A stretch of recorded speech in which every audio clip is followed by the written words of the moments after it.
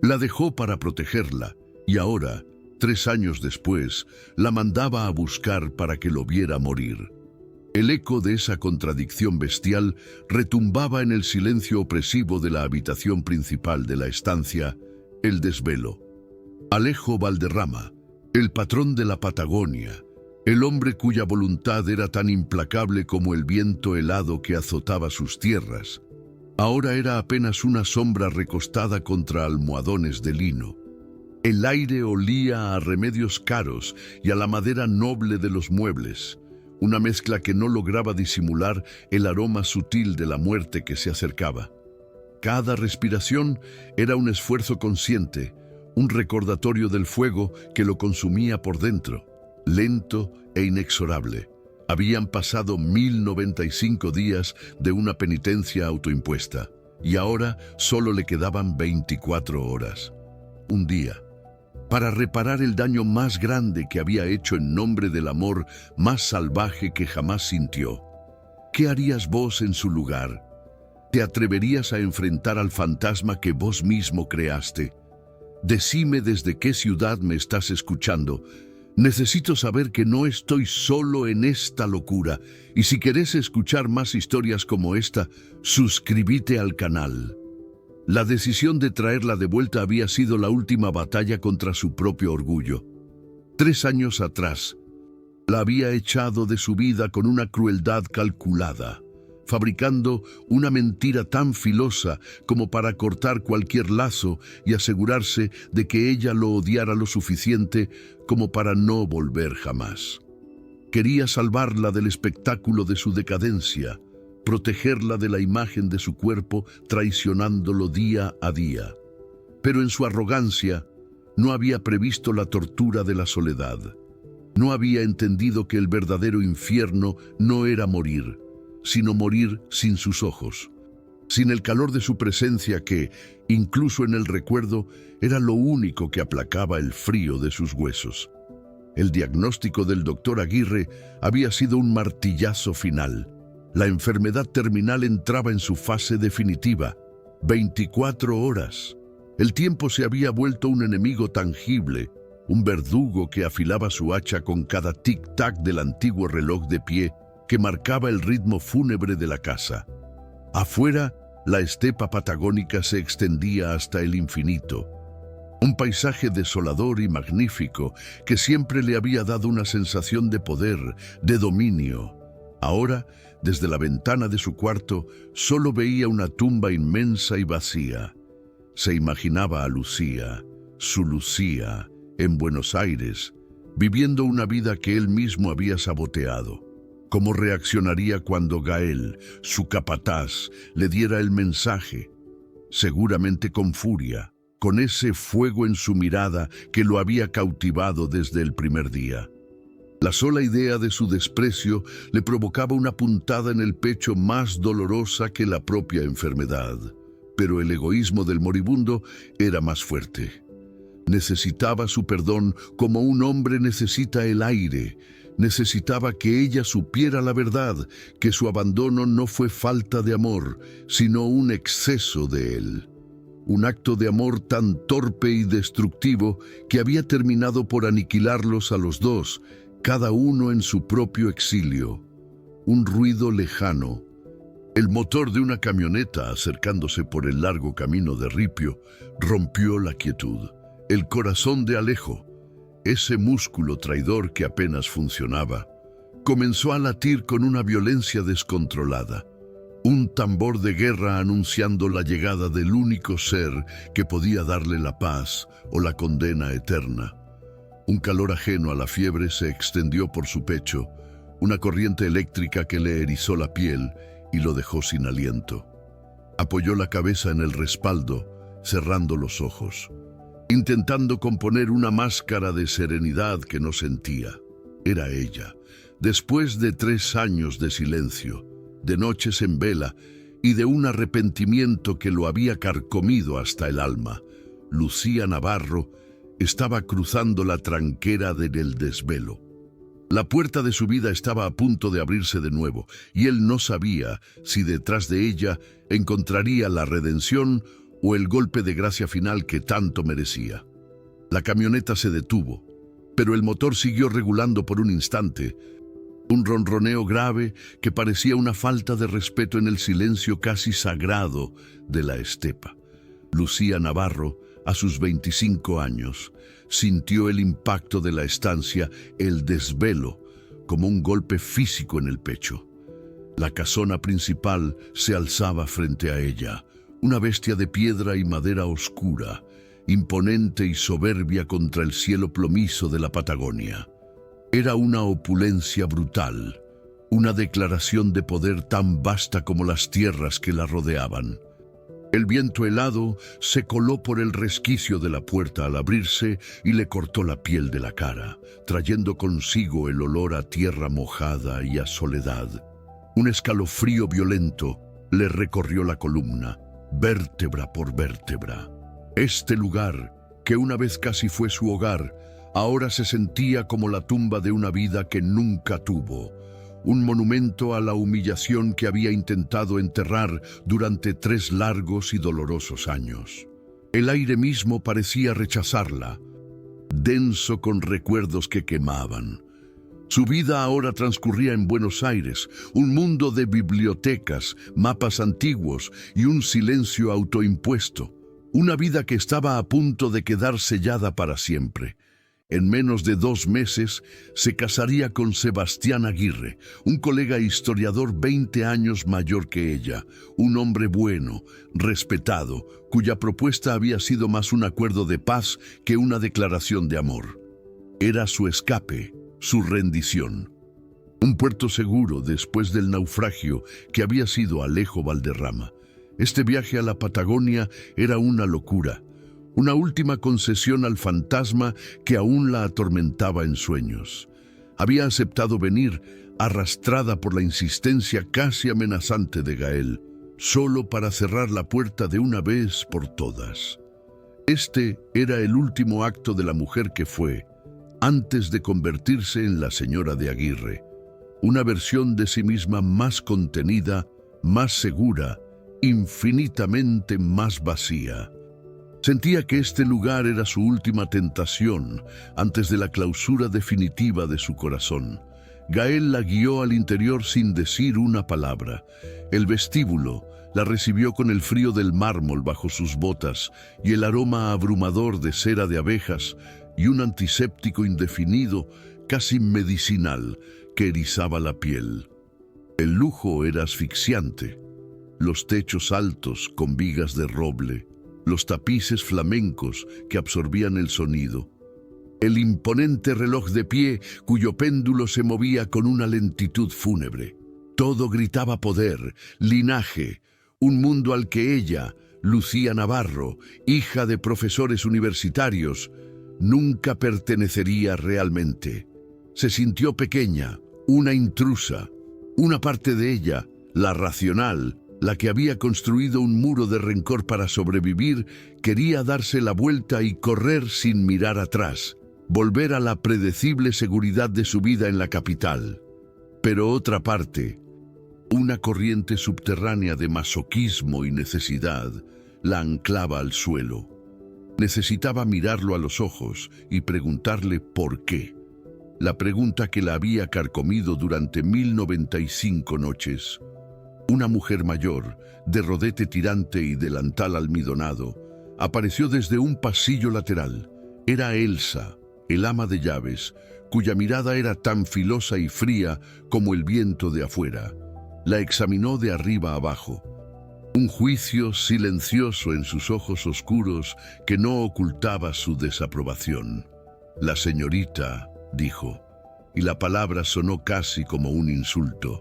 Lucía sintió el calor de la furia subirle por el cuello, pero lo contuvo. En lugar de devolverle la hostilidad, simplemente asintió, su cuerpo temblando ligeramente por el frío y los nervios.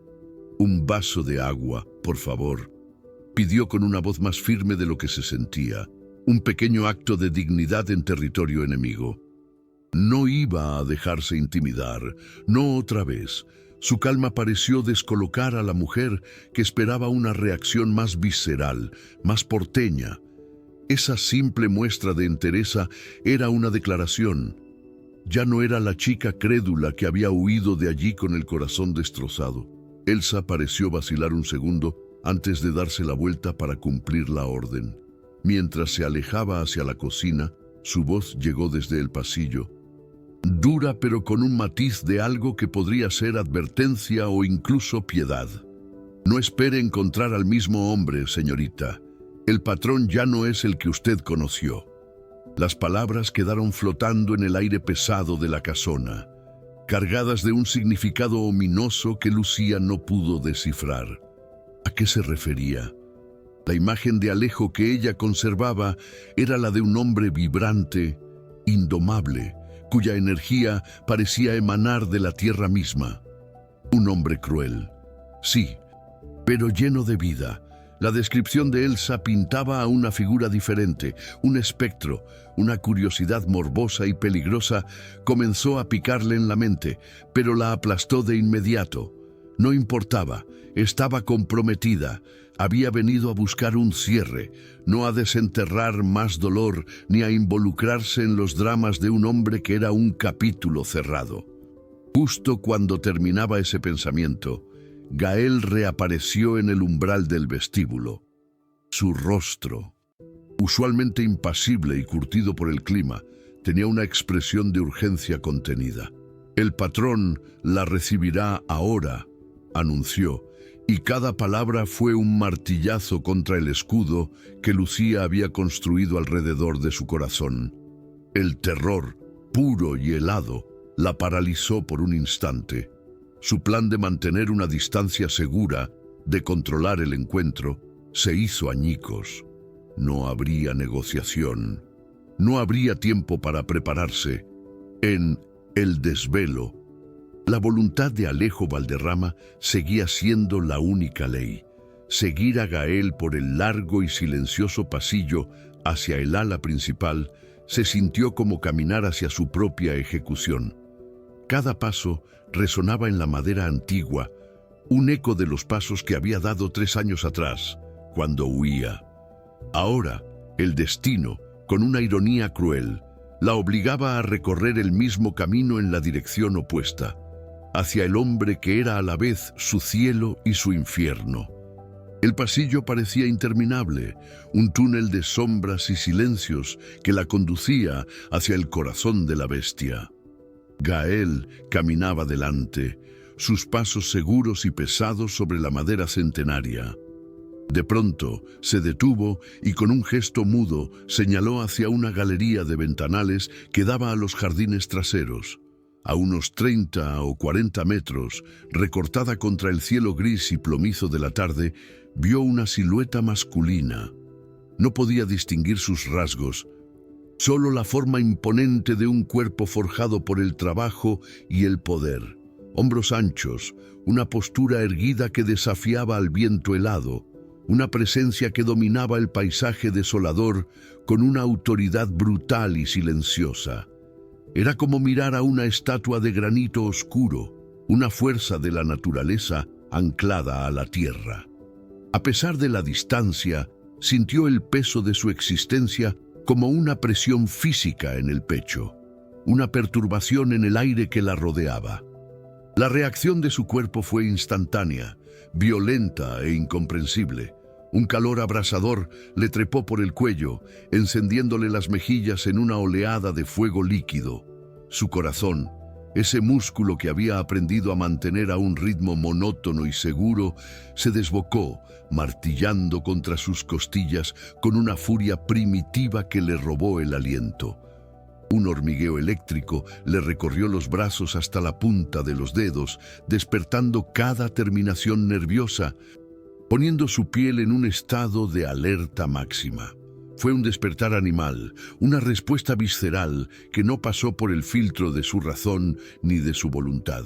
Era como si su cuerpo reconociera algo que su mente no podía procesar, una conexión magnética y peligrosa con una figura anónima y lejana.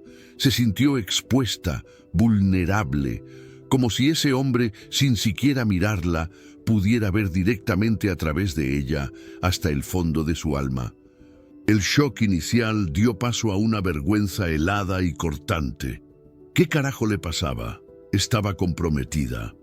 En menos de 2 meses se casaría con Sebastián, un hombre bueno, estable, la antítesis de todo lo que ese lugar representaba. Esta reacción física, tan potente y descontrolada, era una traición.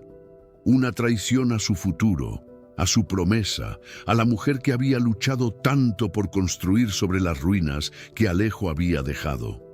Se recriminó con una ferocidad silenciosa, apretando los puños hasta que las uñas se le clavaron en las palmas. No podía permitirse sentir esto, no por un desconocido, una simple sombra en la distancia. Forzó la vista, intentando enfocar su rostro, buscando un defecto, algo que rompiera el hechizo, pero antes de que pudiera lograrlo, la figura se movió, giró sobre sus talones y desapareció dentro de la casona, dejándola con un vacío inexplicable y el eco de una atracción prohibida. Gael reanudó la marcha sin hacer comentarios, como si no hubiera notado la parálisis momentánea que se había apoderado de ella. Lucía lo siguió, intentando regular su respiración, luchando por aplacar el tumulto que se agitaba en su interior. Avanzaron por otro corredor, este más estrecho y oscuro, flanqueado por retratos de Valderramas de otras épocas que la observaban con ojos severos y acusadores.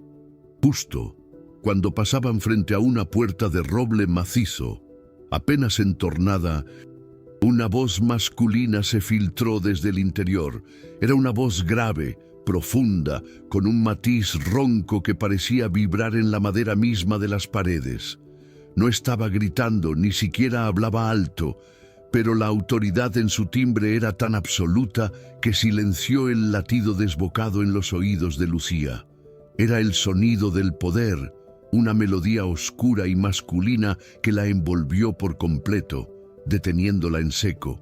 El impacto fue 1000 veces más devastador que la visión de la silueta. Un escalofrío brutal le recorrió la columna, vértebra por vértebra, como si un dedo helado le estuviera trazando el camino del espinazo. Una contracción súbita y ardiente en el bajo vientre la hizo jadear en silencio. Un espasmo de deseo tan puro y chocante que casi le dobló las rodillas.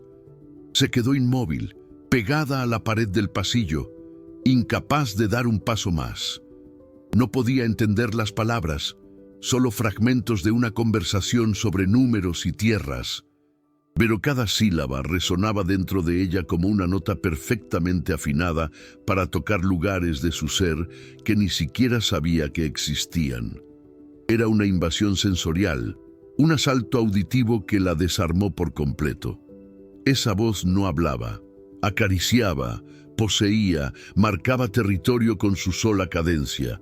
La vergüenza que sintió fue profunda, casi nauseabunda. La puerta se cerró con un clic suave pero definitivo, cortando el flujo de aquel sonido hipnótico.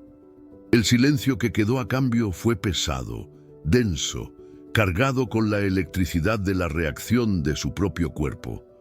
Lucía permaneció temblando contra la pared fría, procesando la violencia de esa respuesta visceral. Esto era una locura. Ese lugar, esa gente, todo en el desvelo, era un veneno para ella. Tenía que encontrar a Alejo, enfrentarlo, arrancarle la verdad que necesitaba y largarse de allí antes de que su propio cuerpo la traicionara por completo. Tomó una decisión firme, desesperada. Evitaría a toda costa al hombre de la silueta y la voz. Mantendría una distancia infranqueable. Pero mientras se obligaba a enderezarse y seguir a Gael, una certeza helada se instaló en su estómago. El destino, en esa tierra salvaje donde la voluntad de un hombre era ley, ya tenía otros planes para ella. 3 días. Habían pasado 3 días de un juego del gato y el ratón que la estaba destrozando nervio por nervio. 3 días en los que Lucía había convertido el estudio de los hábitos de Alejo Valderrama en una ciencia exacta. un mapa de movimientos para evitar la colisión que sabía que la haría pedazos. Memorizaba el crujido de sus botas en el piso de arriba para saber cuándo estaba en sus habitaciones, el aroma a tabaco y cuero que anunciaba su paso por los pasillos, el eco grave de su voz al dar órdenes desde el escritorio. Cada casi encuentro era una pequeña muerte, un infarto silencioso que la dejaba temblando y sin aire. El tiempo se encogía como una soga al cuello. Quedaban 45 días para su boda con Sebastián. 45 días para escapar de este infierno de recuerdos y sensaciones prohibidas, pero cada hora en el desvelo se sentía como una eternidad que erosionaba sus defensas, dejándola peligrosamente expuesta. La tarde del cuarto día, la frágil tregua se hizo añicos. Lucía estaba en el gran salón, intentando concentrarse en un libro, cuando Tomás, el hijo de no más de 5 años de uno de los puesteros, entró corriendo tras una pelota de trapo. El nene, en su carrera inocente y torpe, tropezó y fue a dar directo contra una mesita de arrime donde descansaba un jarrón de porcelana que parecía antiguo y valiosísimo. El tiempo se detuvo. En una fracción de segundo, Lucía vio la trayectoria del cuerpo del nene y la caída inminente del objeto. Sin pensarlo, se lanzó hacia adelante, un movimiento puramente instintivo. No le importó el jarrón. Su único objetivo era interponer su cuerpo para que el chico no se golpeara contra la esquina afilada de la mesa. Logró amortiguar la caída de Tomás, pero el jarrón se estrelló contra el suelo con un estruendo seco y final, esparciendo un millar de fragmentos blancos sobre la alfombra persa. El silencio que siguió al estrépito fue más violento que el ruido mismo. Tomás rompió a llorar, más por el susto que por el golpe. Lucía lo abrazó, susurrándole palabras tranquilizadoras, mientras su propio corazón latía con una fuerza desbocada. Fue en ese momento cuando Elsa, el ama de llaves, apareció en el umbral, atraída por el desastre. Su mirada pasó del jarrón hecho trizas a Lucía y una expresión de fría satisfacción se dibujó en su rostro. «El patrón querrá saber de esto», sentenció, y sus palabras no fueron una sugerencia, sino una condena. Lucía se puso de pie, asumiendo una calma que no sentía. «Fue mi culpa, yo me haré responsable», dijo con voz firme, protegiendo al nene que se escondía detrás de sus piernas. Sabía que estaba firmando su sentencia. Enfrentarse a él por un objeto roto era una nimiedad, pero era el pretexto perfecto que el destino necesitaba para forzar el encuentro que ella había evitado con tanta desesperación. Minutos después, la orden llegó, implacable y directa, a través de la misma Elsa. El patrón la espera en la biblioteca. Cada palabra fue un clavo en el ataúd de su autocontrol. Un terror helado, puro y paralizante, le subió por la columna vertebral. Su plan, sus murallas, todo se había derrumbado por un accidente estúpido. Seguir a Elsa por los corredores silenciosos de la estancia fue como caminar hacia su propia ejecución.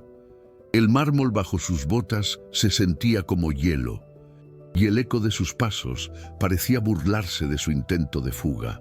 Su corazón martillaba contra sus costillas, un tambor salvaje que ahogaba cualquier pensamiento racional.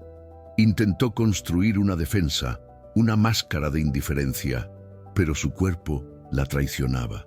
Un temblor incontrolable se apoderó de sus manos y el aire, de repente, se volvió denso y pesado, casi imposible de respirar.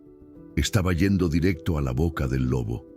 Dentro de la biblioteca, Alejo escuchaba el informe de Gael sobre la rotura del jarrón de su bisabuela. La noticia lo irritó, una molestia superficial por la pérdida de una reliquia familiar, pero entonces Gael pronunció el nombre que lo cambiaba todo. La señorita Navarro estaba allí. Se hizo cargo para proteger al chico. El nombre de ella, Lucía, vibró en el aire de la habitación y le pegó en el centro del pecho como un golpe sordo, físico. La irritación se evaporó al instante, reemplazada por una corriente eléctrica que le recorrió el cuerpo entero. Una sensación extraña, una mezcla de premonición y una necesidad casi violenta se apoderó de él. Su corazón, ese músculo que había aprendido a dominar, aceleró su ritmo sin su permiso. El nombre de ella resonaba en su cabeza como si contuviera un significado oculto, un código que solo su sangre podía descifrar. Despidió a Gael con un gesto brusco, necesitando estar solo para procesar la violencia de su propia reacción. ¿Por qué? ¿Por qué el simple hecho de saber que ella estaba involucrada en un incidente menor lo afectaba de esta manera tan visceral? No lo entendía, y la falta de control lo enfurecía. Una fuerza impulsiva, irracional y primitiva lo dominó por completo. Tenía que verla. No era una opción, era una necesidad física, tan urgente como respirar. Gael llamó antes de que el capataz saliera. «Tráigala». La orden salió de su boca antes de que pudiera pensarla. Mientras esperaba, recordó un detalle del informe que le habían dado sobre ella. Estaba comprometida. La imagen de otro hombre poniendo un anillo en su dedo, reclamándola como suya, le envió una oleada de furia posesiva, un fuego oscuro y primario que lo consumió por dentro.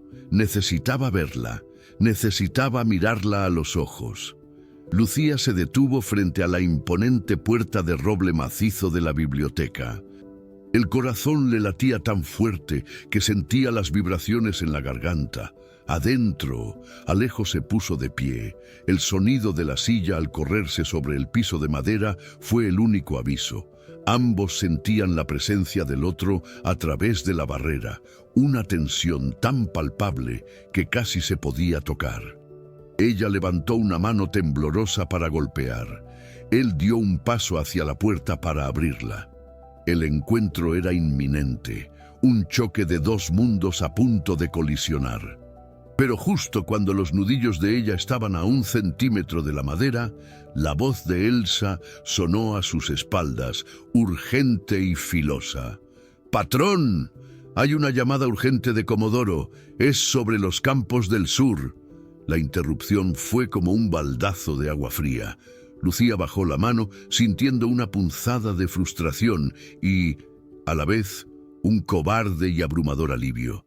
El momento se había roto, pero ambos sabían que solo era una prórroga. La confrontación, ahora, era absolutamente inevitable. La llamada de Comodoro se cortó de repente, dejando un silencio denso y expectante. Alejo no se movió. Sabía que ella seguía del otro lado de la puerta, una presencia tan palpable que podía sentir el calor de su cuerpo a través de la madera maciza.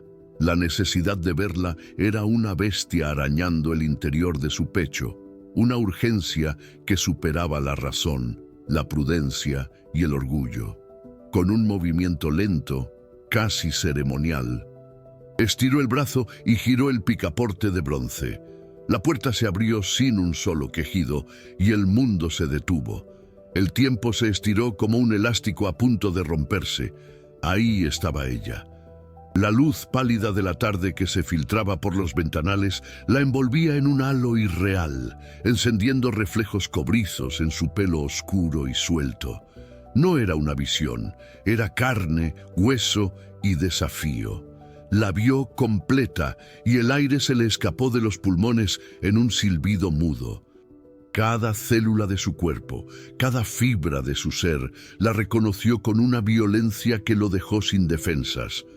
El reconocimiento fue una onda de choque devastadora que lo partió en dos. No era una mujer parecida, era ella, la mujer que había atormentado sus sueños febriles durante años, el rostro que había dibujado a Carbonilla en cientos de noches de insomnio, la forma exacta de sus labios, la curva de su cuello, la intensidad de sus ojos oscuros que ahora lo miraban con una mezcla de miedo y desafío.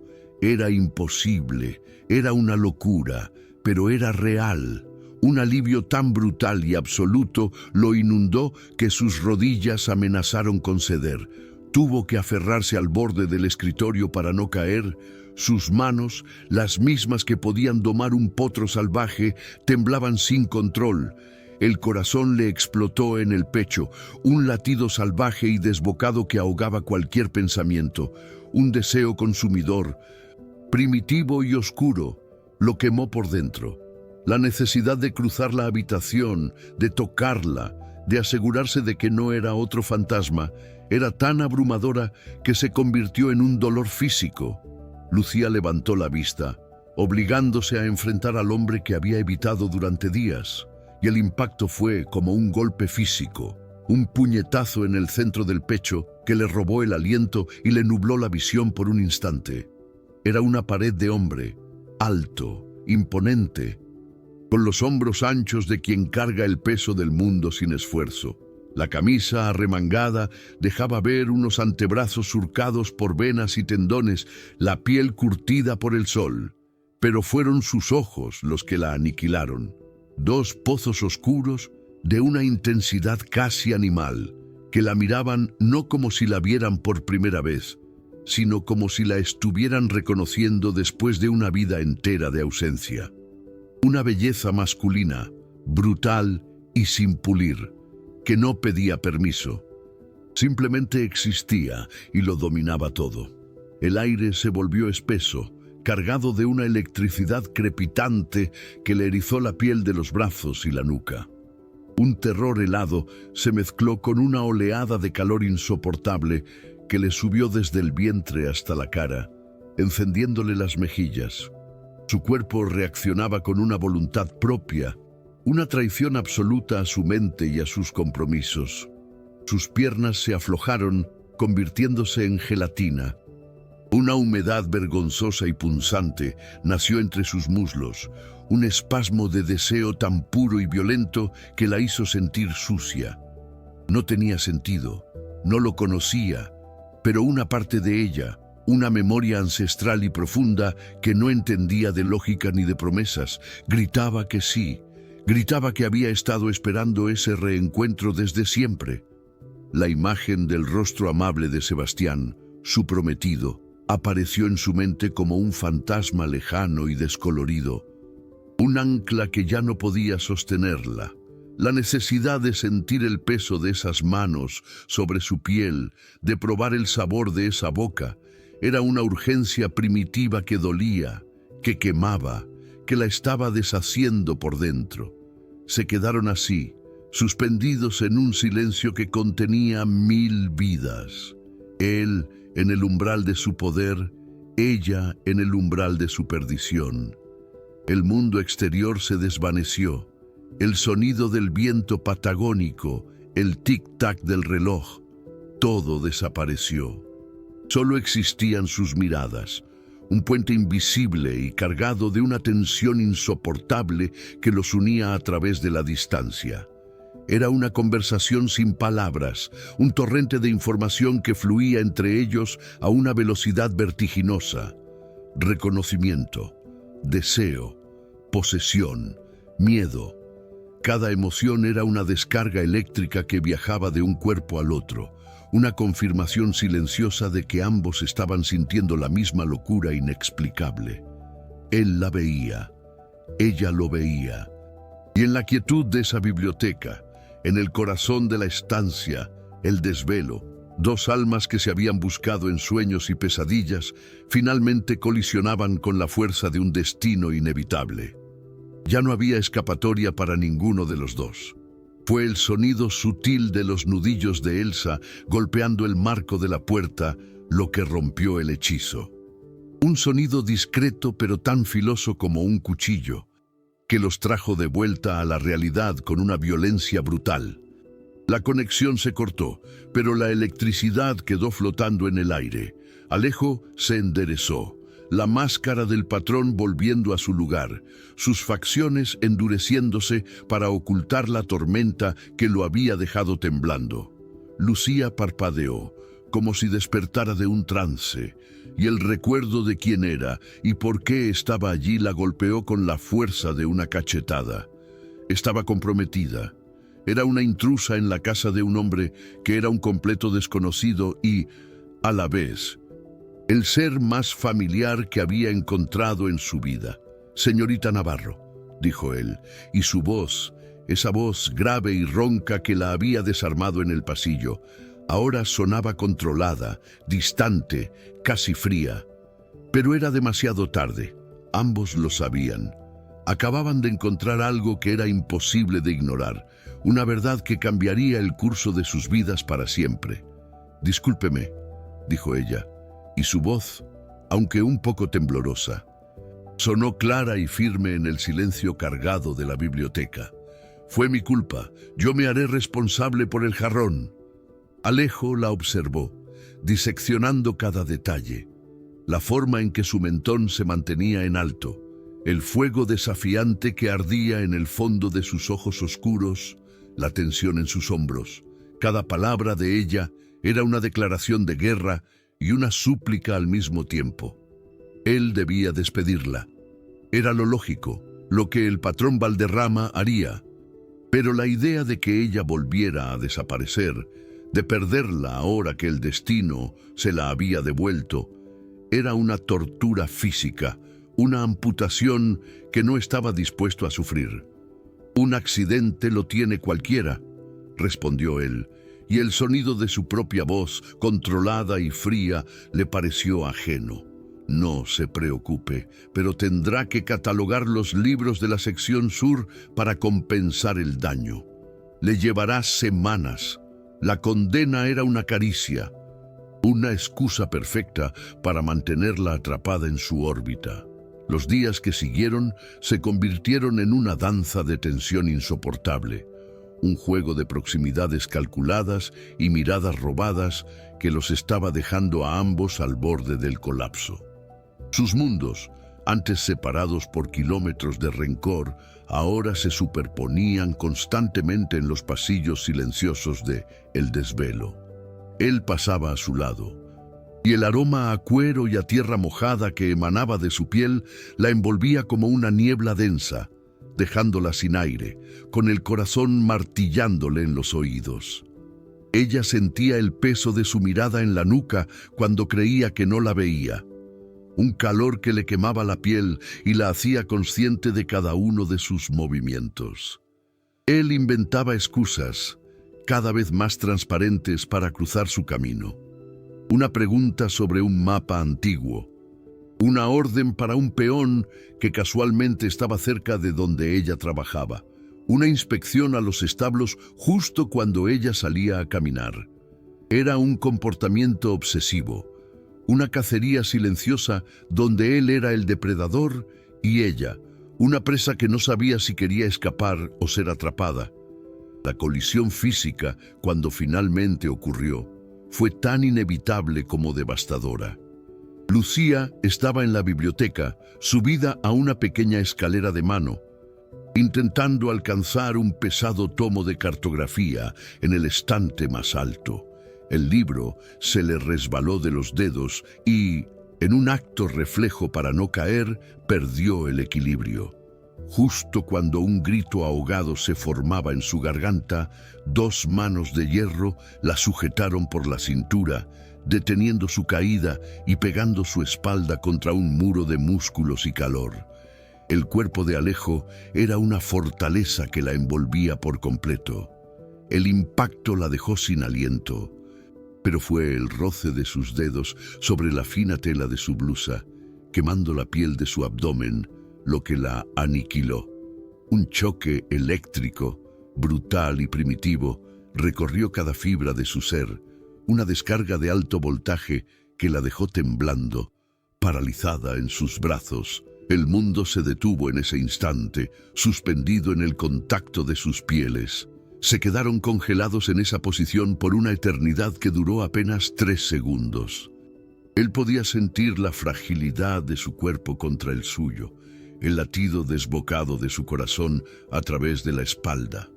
Ella podía oler el aroma de su piel, una mezcla adictiva de intemperie y masculinidad que le nublaba los sentidos.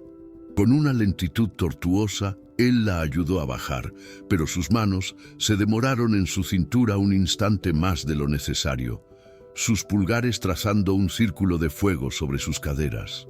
Cuando finalmente la soltó, el vacío que dejó fue un dolor físico, un frío cortante. Ninguno de los dos dijo una palabra.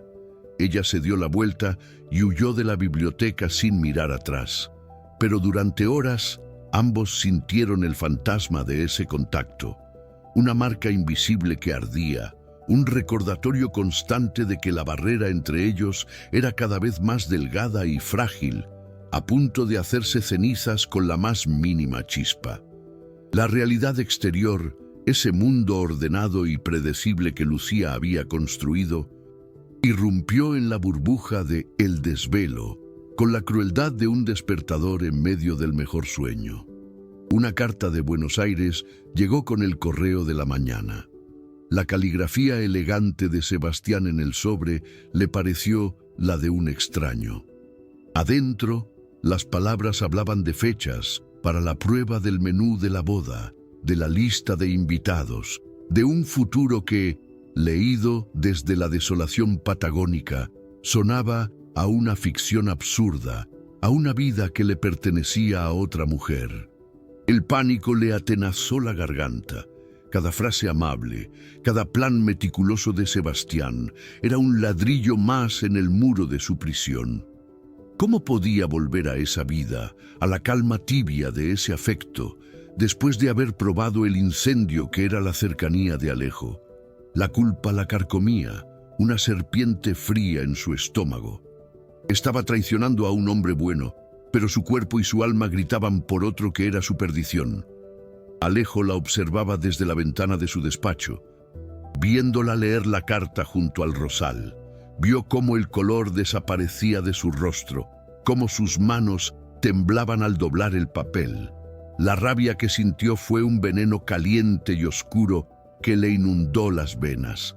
Una furia posesiva, irracional, contra ese hombre sin rostro que tenía un derecho sobre ella que él había perdido. Más tarde, Gael lo encontró mirando la nada, con un vaso de whisky en la mano y una expresión de tormento que rara vez mostraba. ¿Pasa algo, patrón?, preguntó el capataz con su habitual discreción. Alejo tardó en responder, su voz un murmullo ronco, quebrado. La encontré, Gael. Después de todos estos años, es ella, la mujer de mis dibujos, de mis pesadillas, y está comprometida. Me la van a sacar de nuevo, y esta vez no voy a poder soportarlo. Por primera vez, el todopoderoso Alejo Valderrama sonaba como un hombre derrotado, aterrorizado por la inminencia de una pérdida que sabía que lo destruiría para siempre. Esa noche, una tormenta feroz se desató sobre la estepa, atrapándolos en el galpón principal, mientras revisaban unos arneses que se habían dañado. El ruido de la lluvia torrencial contra el techo de chapa era un estruendo ensordecedor que los aislaba del resto del mundo, creando una intimidad forzada y peligrosa. La conversación comenzó de forma trivial, sobre el temporal, pero la tensión entre ellos era tan densa que cada palabra tenía un doble filo. «No debería estar acá», dijo él, su voz apenas audible por encima de la tormenta. Se refería al galpón, al peligro de los rayos, pero ambos sabían que hablaba de algo mucho más profundo. «Usted me obligó a quedarme», replicó ella, levantando la vista del cuero que tenía en las manos, sus ojos lanzando chispas. «No te obligué a nada», respondió él, dando un paso hacia ella, el vos escapándosele sin permiso, íntimo y devastador. «Sabías perfectamente a lo que venías». La distancia entre ellos se había reducido a nada, estaban a centímetros, respirando el mismo aire, cargado de electricidad y olor a lluvia. Podía ver cada una de sus pestañas, la forma en que sus labios se entreabrieron ligeramente. Él levantó una mano, como si fuera a tocarle la mejilla, sus dedos temblando por el esfuerzo de contenerse. Lucía. Su nombre fue un susurro, una confesión y una súplica. Ella cerró los ojos, entregándose al momento, esperando el contacto que su cuerpo ansiaba con una desesperación que dolía. Sus rostros se acercaron, sus alientos se mezclaron, la promesa de un beso suspendida en el aire, a punto de sellar un destino del que ya no podrían escapar. La tensión era insoportable, un elástico estirado hasta el punto de ruptura. Y justo cuando sus labios estaban a punto de tocarse, un relámpago cegador iluminó el galpón, seguido de un trueno tan violento que hizo vibrar el suelo bajo sus pies, rompiendo el hechizo con la brutalidad de un disparo. El trueno que rompió el hechizo en el galpón fue solo el presagio de la verdadera tormenta. A la mañana siguiente, un peón a caballo llegó desde el pueblo, empapado y con una urgencia que helaba la sangre. No traía una carta, sino un telegrama. Gael lo recibió y, tras leerlo, buscó a Lucía con una expresión sombría que no auguraba nada bueno. Las palabras eran pocas, secas y brutales. Cada una un martillazo en el pecho de Lucía. Llego mañana, boda adelantada. Prepárate, Sebastián. El mundo se detuvo. Mañana, no en un mes. Mañana. El tiempo, su frágil aliado, la había traicionado. Desde la ventana de su despacho, Alejo la vio recibir el papel. Vio cómo su cuerpo se tensaba hasta casi quebrarse, cómo el color abandonaba su rostro. Sintió el impacto como si el telegrama fuera para él.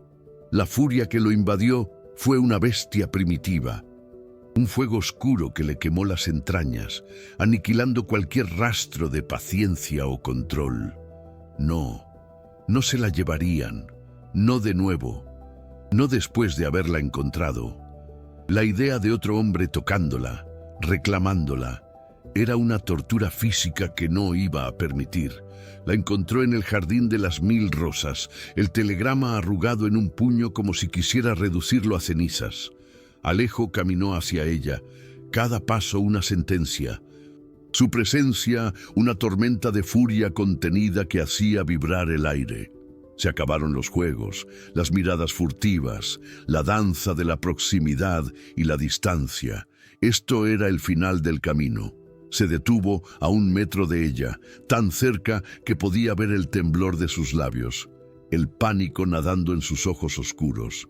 «No te vas a ir», dijo, y su voz no fue más que un gruñido bajo, una vibración gutural que era más una orden de la naturaleza que una petición humana. Ella levantó la vista, el desafío luchando contra las lágrimas. «No tengo otra opción, Alejo. Es demasiado tarde. Mi vida ya no me pertenece». Las palabras eran una rendición, pero sus ojos gritaban una guerra.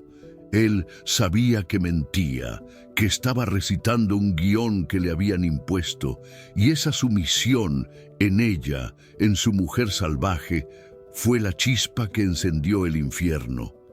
La represa de su autocontrol se hizo añicos. Las lágrimas que había contenido durante días, semanas, brotaron con una violencia incontenible, surcando su rostro pálido. Su voz se quebró, un susurro desgarrado que confesaba la verdad de su jaula dorada. «No entendés nada. Sebastián no es solo mi prometido. Él salvó a mi familia». La historia se derramó como un veneno. La quiebra de su padre, la humillación, la deuda que los ahogaba. Nos dio un futuro cuando no teníamos nada. Casarme con él es mi deber. Es la única forma de pagar esa deuda de honor. ¿Cómo puedo destruir a un hombre bueno que nos salvó? ¿Cómo puedo darle la espalda a mi propia familia?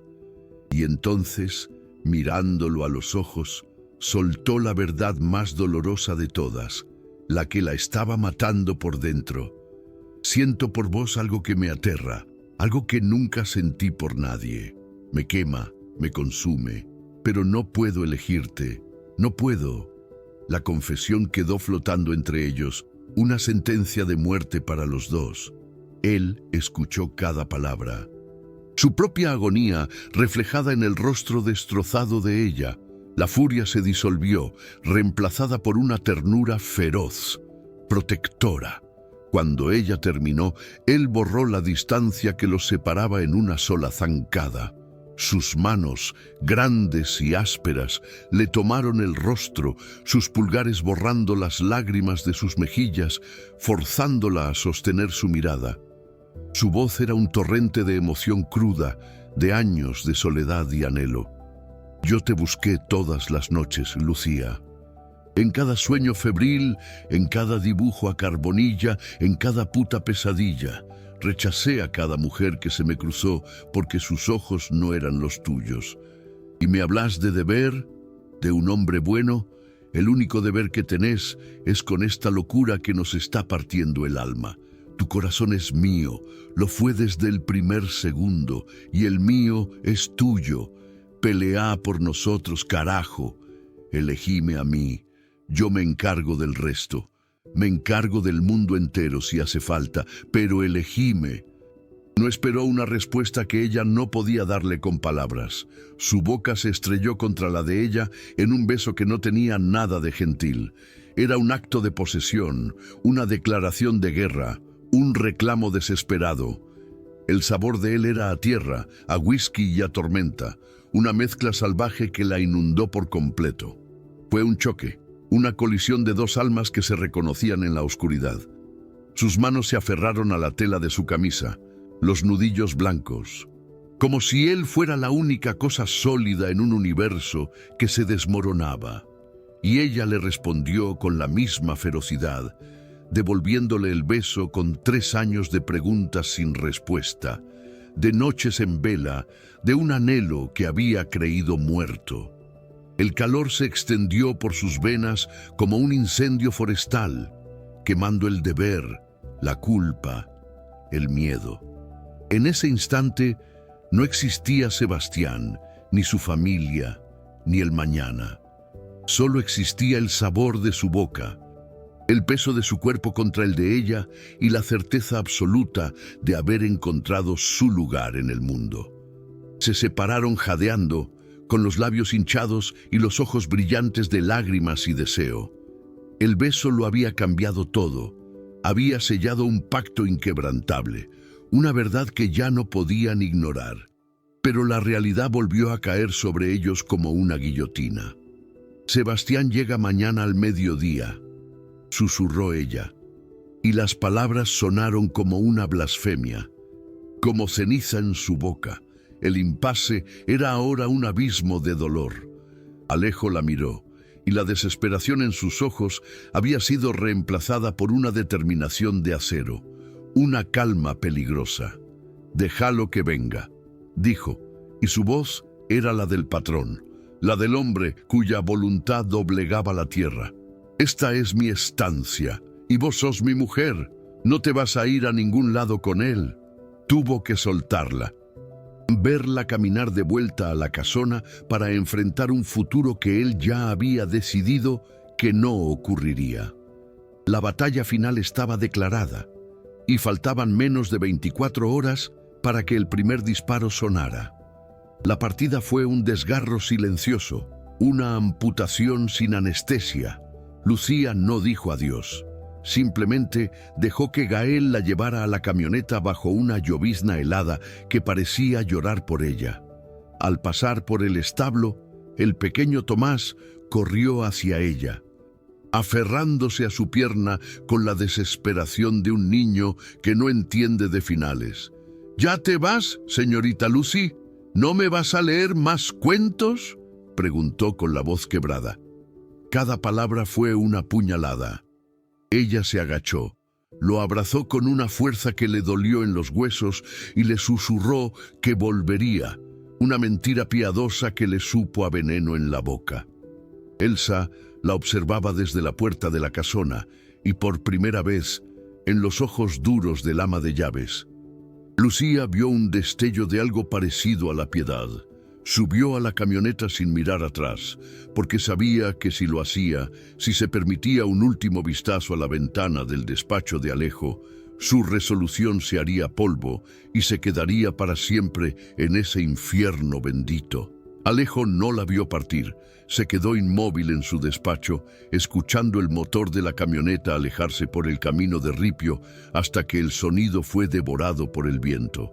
Y entonces, el silencio que quedó fue absoluto, un vacío tan denso y pesado que amenazaba con aplastarlo. Los días siguientes se convirtió en un fantasma en su propia casa. No comía, no dormía. El whisky era su único compañero, un fuego líquido que no lograba calentar el hielo que se había instalado en su pecho. Gael intentó hablarle, llevarle informes de la estancia, pero Alejo lo miraba con los ojos vacíos de un hombre que ya no estaba allí.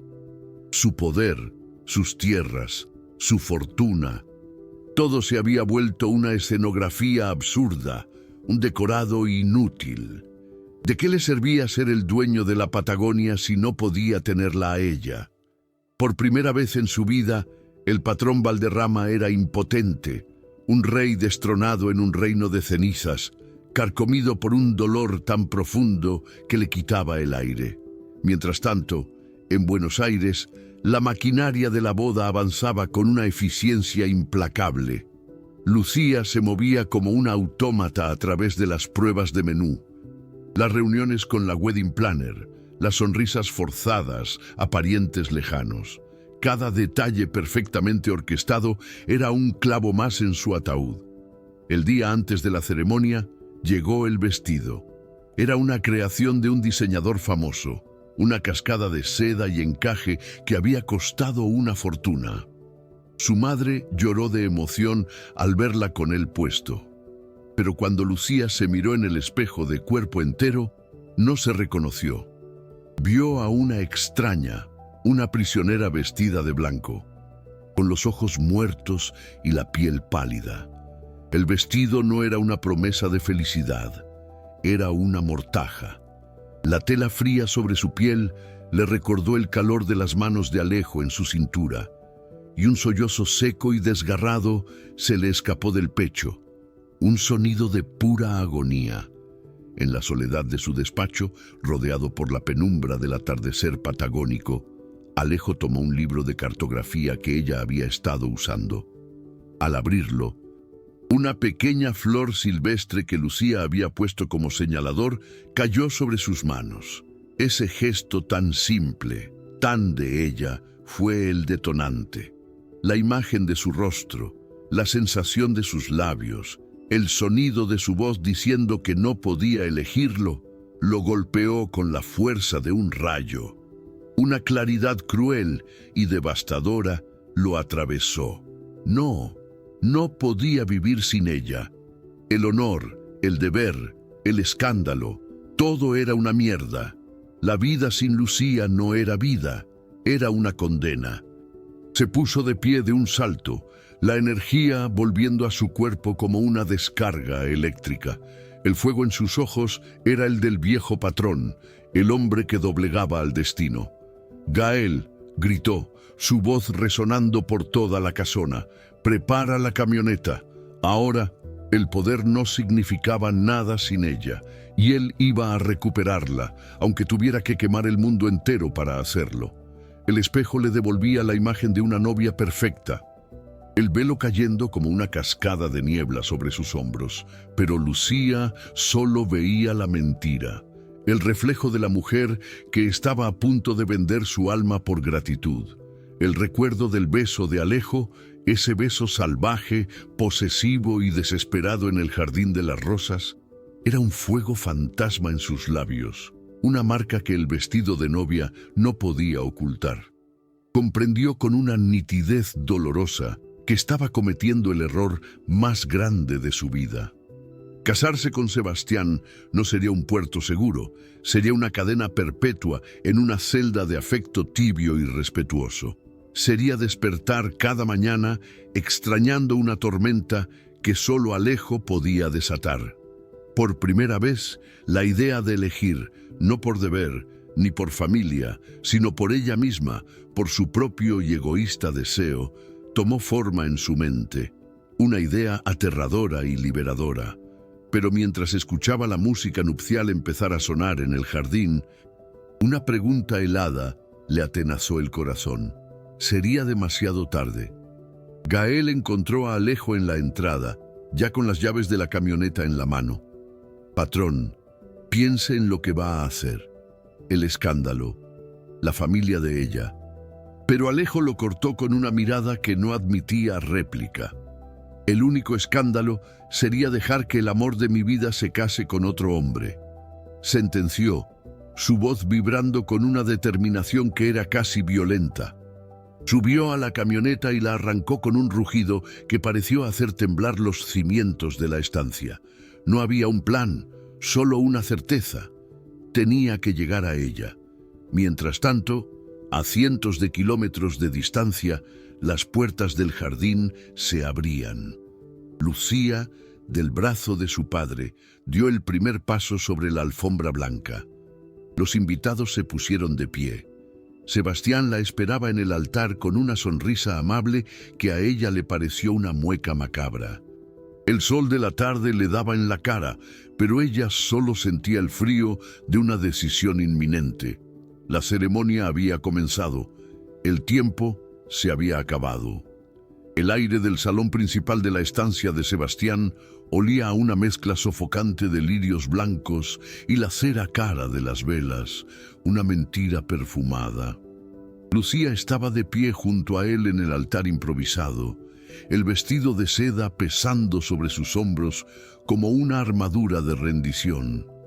Veía los rostros de los invitados, la élite de Buenos Aires, sonriendo con una aprobación vacía, y sentía que se ahogaba. El celebrante hablaba de unión, de futuro, de promesas eternas, y cada palabra era un martillazo en el ataúd de su alma. Y si hay alguien aquí presente que conozca un impedimento para que esta unión se celebre, que hable ahora o calle para siempre. La frase ritual, una formalidad arcaica, resonó en el silencio. Lucía cerró los ojos. Una lágrima solitaria y ardiente quemándole el camino por la mejilla. El verdadero impedimento no estaba allí. Estaba a cientos de kilómetros en la Patagonia, grabado a fuego en su corazón. El silencio se estiró, pesado y definitivo, y entonces el infierno se desató. Las imponentes puertas dobles del salón se abrieron de par en par con un estruendo de madera y viento helado, como si la Patagonia misma hubiera venido a reclamarla. En el umbral, recortado contra la luz del atardecer, estaba Alejo Valderrama. No era el patrón impecable y dominante. Era un hombre que había atravesado una tormenta para llegar hasta allí, el pelo revuelto, la ropa de viaje arrugada, una barba de varios días sombreándole la mandíbula. Pero sus ojos eran dos brasas encendidas que barrieron la multitud y la encontraron a ella, clavándose en su alma con una intensidad que detuvo el tiempo. Un silencio de tumba cayó sobre el salón. 100 pares de ojos se volvieron hacia él, pero para Lucía solo existía esa mirada. Un puente de fuego tendido sobre un abismo de gente, conectando sus corazones destrozados. Había venido, el muy loco, el muy bastardo, había venido por ella. Ignorando el jadeo colectivo, los murmullos que empezaban a serpentear por la sala, Alejo avanzó por el pasillo central. Cada paso era deliberado, resonando en el mármol como un tambor de guerra. Se detuvo a pocos metros del altar, su mirada nunca abandonando la de ella. «No vine a pedir permiso», dijo, y su voz, grave y rota por el cansancio, llenó cada rincón del silencio. «Vine a buscar lo que es mío», se dirigió a ella, solo a ella. «Te dejé ir una vez porque fui un cobarde, Lucía, porque pensé que protegerte era alejarte de mí. Fue la cagada más grande de mi vida». Hizo una pausa, su pecho subiendo y bajando con una emoción a flor de piel. Pero se terminó. «No voy a pasar un solo día más sin vos. Tu lugar no es acá, con él. Tu lugar es conmigo, en el desvelo. Siempre lo fue. Y no me importa este circo, ni el qué dirán, ni el honor de nadie. Solo me importás vos». El caos explotó. Los murmullos se convirtieron en un clamor de indignación. El padre de Lucía dio un paso al frente, con el rostro congestionado por la furia. Sebastián, a su lado, estaba pálido, una máscara de humillación y rabia contenida. «Fuera de mi casa». «¡Valderrama! ¡Seguridad!», gritó alguien, pero Alejo no se movió. No apartó los ojos de ella, creando una burbuja de silencio en medio del huracán. Extendió su mano, una mano grande, curtida por el trabajo y la tierra, una mano que era una promesa de un mundo real, salvaje y verdadero. Lucía, su nombre fue un ruego, una orden, una liberación. Elegí, no el deber, no la gratitud. Elegíte a vos. Elegí esta locura que nos quema a los dos. Vení conmigo. La pregunta quedó suspendida en el aire, un desafío al destino. El mundo entero contuvo la respiración, esperando su respuesta. Por un instante, Lucía se quedó paralizada, atrapada entre dos vidas. La seguridad tibia y predecible a su lado, la tormenta incierta y apasionada frente a ella. Vio el rostro de su padre, la decepción en los ojos de su madre, y luego vio a Alejo, de pie, solo contra el mundo, humillándose públicamente por ella, ofreciéndole no una vida fácil, sino una vida real, y en ese segundo, supo, con una calma que le nació desde el centro del alma, soltó el brazo de su padre, levantó sus manos y con un gesto lento y deliberado, se quitó el velo, dejándolo caer al suelo como una piel muerta. El sí no fue un grito, fue un susurro que solo él pudo escuchar, pero que resonó con la fuerza de un terremoto. Empezó a caminar hacia él, cada paso una cadena rota. El sonido de la seda de su vestido arrastrándose por el mármol era el único sonido en un mundo que se había quedado mudo. Cuando llegó frente a él, tomó su mano extendida. La corriente eléctrica que pasó entre ellos fue una confirmación, un pacto sellado. «Vámonos», dijo ella. Alejo no necesitó más. La tomó en sus brazos, levantándola del suelo como si no pesara nada, y se dio la vuelta, dándole la espalda al escándalo, a la sociedad, a la vida que ella dejaba atrás. Mientras salían corriendo del salón, dejando un caos de gritos y llantos a su paso, Sebastián le gritó una última frase, cargada de un veneno que reveló su verdadera naturaleza. «Igual te ibas a aburrir de mí, estúpida». Esa frase fue la última absolución que Lucía necesitaba. Ya afuera, bajo el cielo abierto, Alejo la bajó suavemente junto a la camioneta. Se miraron, jadeando, riendo entre lágrimas, y entonces la besó. Un beso que no era de posesión ni de desesperación, sino de homecoming. Un beso que sabía a libertad, a futuro, a casa. La pulseada contra el destino, finalmente la habían ganado. 3 meses después, la estancia, el desvelo, respiraba un aire nuevo, una vitalidad que parecía nacer de la tierra misma.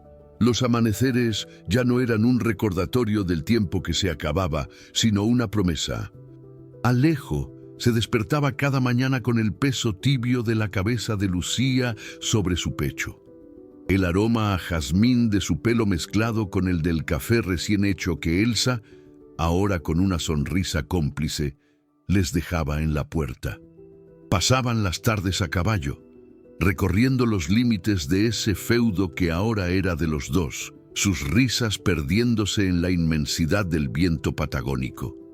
Por las noches, hacían el amor con una urgencia tierna, redescubriéndose en cada caricia, sanando las cicatrices del pasado con la certeza de un presente que habían peleado y ganado. Él, que había sido un rey solitario en un palacio de silencios, ahora aprendía la simpleza de compartir un mate al atardecer, de leerle a ella en voz alta junto al fuego, de verla llenar de vida y de libros cada rincón de la casona. Era la confirmación silenciosa y diaria de que su elección no había sido una locura, sino el único camino posible hacia la salvación. La validación del mundo exterior llegó de la forma más inesperada y brutal. Un día, mientras revisaban el correo, un recorte de un diario de Buenos Aires cayó de una carta enviada por una vieja amiga de Lucía. El titular era un escándalo que salpicaba a las familias más tradicionales de la capital. Empresario Sebastián Aguirre, detenido por estafa y lavado de dinero. El artículo detallaba un castillo de naipes financiero, una fortuna construida sobre deudas y engaños, revelando que su propuesta de matrimonio a Lucía había sido un último y desesperado intento de acceder a un apellido con verdadero patrimonio para salvarse de la quiebra inminente. La deuda de honor, que tanto había atormentado a Lucía, era una farsa, una manipulación más de un hombre que no la salvaba, sino que la usaba como escudo. Alejo la abrazó mientras ella leía, sintiendo el temblor de su cuerpo no por el dolor, sino por el alivio helado y sobrecogedor. No había escapado de un mal matrimonio, había escapado de una ruina, de una mentira que la habría consumido. La última sombra de culpa se disolvió para siempre, dejando solo la certeza de que el amor salvaje de Alejo había sido su verdadero rescate. La vida en el desvelo se reacomodó en torno a su felicidad.